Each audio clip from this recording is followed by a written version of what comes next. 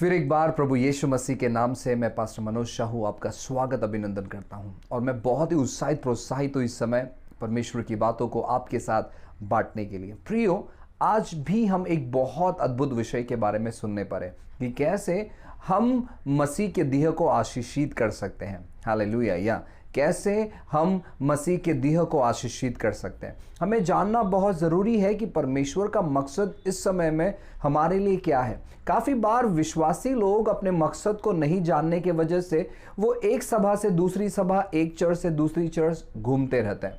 काफ़ी बार परमेश्वर ने हमें यह चीज़ करने के लिए नहीं बुलाया है। परमेश्वर नहीं चाहते कि हम एक कलीसिया से दूसरी कलीसिया में जाएं, एक सभा से दूसरी सभा में हम बस जाते रहे। परमेश्वर चाहते हैं कि हम अपने जैसे, यानी जो बातें हम सीखते हैं परमेश्वर से, अपने जैसे वही बातें औरों को सिखाए। एक बहुत खूबसूरत वचन है जहां पर वो वचन हमें बताता है, एक दर्शन देता है। अगर ये वचन आप दर्शन के तौर पर आज अपने जीवन में ग्रहण करेंगे, मैं विश्वास करता हूं कि आने वाले कुछ ही महीनों में, कुछ ही सालों में आप अपने जीवन में बढ़ोतरी को देखोगे। और परमेश्वर चाहता है कि हर एक विश्वासी व्यक्ति इस वचन को धारण करे, क्योंकि यह वचन के साथ एक बहुत बड़ा दर्शन छुपा हुआ है। बाइबल कहता है, दूसरे तिमोथी की किताब अध्याय 2 और वचन 2, इस वचन को हमेशा याद रखें। दूसरे तिमोथी की किताब अध्याय 2 और वचन 2 ऐसा लिखा है, और जो बातें तूने बहुत से गवाहों के सामने मुझसे सुनी है, उन्हें विश्वासी मनुष्यों को सौंप दे, जो दूसरों को भी सिखाने के योग्य हो। हालेलुया। यहां पर पौलुस बात करता है तिमोथी से, और यह वचन जो है 4 जनरेशन के बारे में बात करता है, 4 पीढ़ी के विश्वासियों से बात करता है। सबसे पहला जो है विश्वासी वो है पौलुस। जी हां, सबसे पहला विश्वासी जो है पौलुस। और पौलुस तिमोथी को कहता है कि जो बातें तू बहुत सारे गवाहों के सामने सुन रहा है, ठीक है। अब दूसरा जो व्यक्ति है वो है तिमोथी। पौलुस क्या कर रहा है? परमेश्वर की बातों के द्वारा तिमोथी को प्रेरणा दे रहा है। पहला व्यक्ति पौलुस, दूसरा व्यक्ति तिमोथी, और तीसरा जो जनरेशन है, तीसरे जो लोग हैं वो है विश्वासी लोग। हालेलुया। अब पौलुस क्या कह रहा है कि तू क्या कर, यह जो बातें तू सुन रहा है बहुत से गवाहों के सामने, उन बातों को तू ऐसे विश्वासी लोगों को समर्पित कर, ऐसे विश्वासी लोगों को ट्रेन कर, ऐसे विश्वासी लोगों को प्रशिक्षित कर, ऐसे विश्वासी लोगों को सिखा जो औरों को सिखा पाए। पौलुस तिमोथी को सिखाता है, तिमोथी विश्वासियों को सिखाता है, और वह विश्वासी जो है औरों को सिखाना चाहिए, ऐसे पौलुस कहता है। हमारे जीवन में अक्सर यह बातें होता है कि शुरुआत से लेकर मरते दम तक हम बस सीखते रहते हैं। शुरुआत से लेकर मरते दम तक हम बस सीखते रहते हैं। हम लोगों को उत्साहित नहीं करते, हम लोगों को प्रोत्साहित नहीं करते हैं, हम लोगों को सिखाते नहीं है, हम मसीह के स्वरूप में लोगों को ढालते नहीं है। और उसी के वजह से जो बातों के द्वारा परमेश्वर ने हमें भरा है, जो वरदान हमारे अंदर है, वो काफी बार हमारे जीवन में कार्य नहीं करते। क्यों कार्य नहीं करते? क्योंकि हम उन्हें कार्य में नहीं लाते।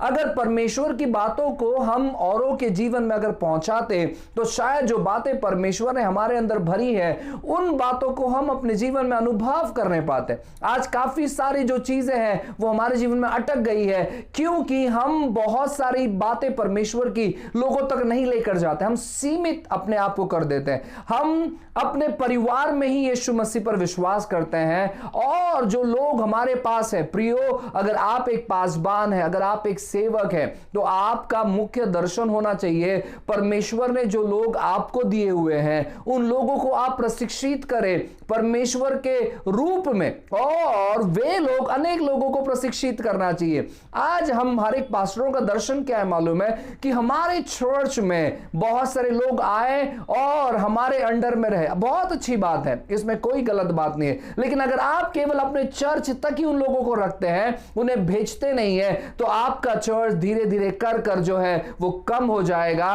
और आपके चर्च में लोग रुचि नहीं लेंगे परमेश्वर की बातों को अपने जीवन में अनुभव करने के लिए। लोग आएंगे जरूर, लेकिन लोगों की बढ़ोतरी नहीं होगी। लोगों की बढ़ोतरी कैसे हो सकती है मालूम है? कि परमेश्वर ने जो लोग आपको दिए हुए हैं उन लोगों को आप प्रशिक्षित करें, उन लोगों को आप मार्गदर्शन करें, उन लोगों को आप समझाएं, उन लोगों को आप सिखाएं।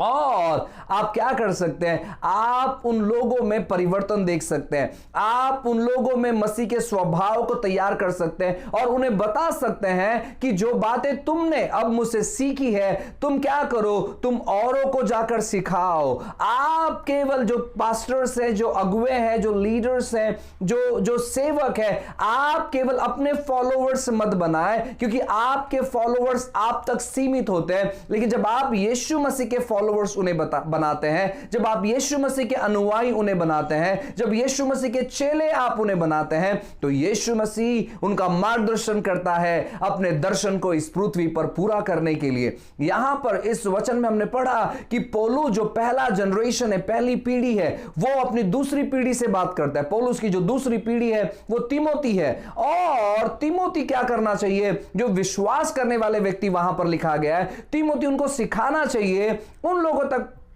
पहुंचने के लिए जो अब तक विश्वास नहीं करते हैं। हमें लोगों तक पहुंचना है, उन्हें केवल सुसमाचार नहीं सुनाना है, उन्हें सुसमाचार सुनाने के बाद उन्हें चर्च में अच्छे से लाना है, उन्हें चर्च में अच्छे से बोना है, यानी वो मसीह में जड़ पकड़ना चाहिए। और उसके बाद आपको उन पर काम करना है शिष्य बनाने के लिए। आपको उन्हें समझाना है कि यीशु के शिष्य क्या करते थे, आपको उन्हें बताना है कि सुसमाचार कैसे सुनाते हैं, आपको उन्हें बताना है कि किस प्रकार वे भी अनेक लोगों को चेले बना सके। हालेलुया। ये बहुत स्लो प्रोसेस है। ऐसा नहीं कि आपने आज सुना और ताबड़तोब आपने आज किसी को जीता और कल वो शिष्य बन गया, ऐसा बिल्कुल भी नहीं है।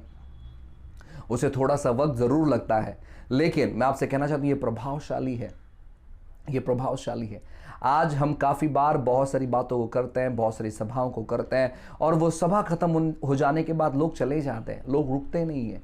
लेकिन अगर आप उस सभा को शिष्य बनाने में अगर आप बदलोगे, तो मैं आपसे कहना चाहता हूं ना, ऐसी सभा आप अनेक कर सकते हैं।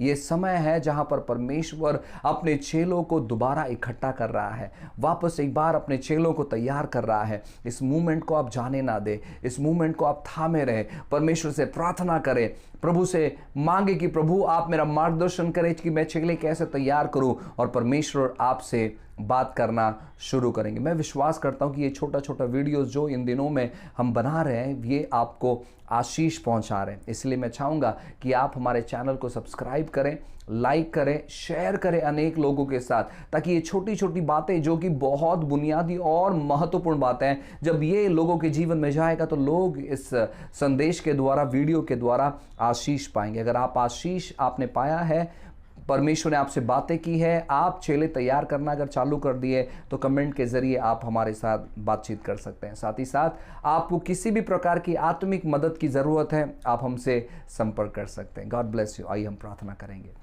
उद्धारकर्ता स्वामी, हम आपको धन्यवाद करते हैं आपके महान कार्य के लिए। आप महान हैं, आप अद्भुत हैं परमेश्वर, आपके तुल्य, आपके समान कोई नहीं है। परमेश्वर प्रार्थना करते हैं आपकी इच्छा योजना हर एक सेवक, हर एक कलीसिया में पूरी होने के लिए। प्रभु हर एक लोग को मदद और सहायता कर परमेश्वर, आपके दर्शन को पूरा करने के लिए। प्रभु वे शिष्य बनाए, ताकि प्रभु और वे शिष्य अनेक शिष्यों को बना पाए। प्रभु जी परमेश्वर आपने अनुग्रह किया, धन्यवाद देते प्रभु। सारी चीज़ें, सारी बातें आपके हाथों में समर्पित करते हैं। महान महिमा आपको देते, प्रार्थना यीशु के नाम से मांगते हैं, आमीन। God bless you. प्रभु आपको अद्भुत तौर पर आशीष करें।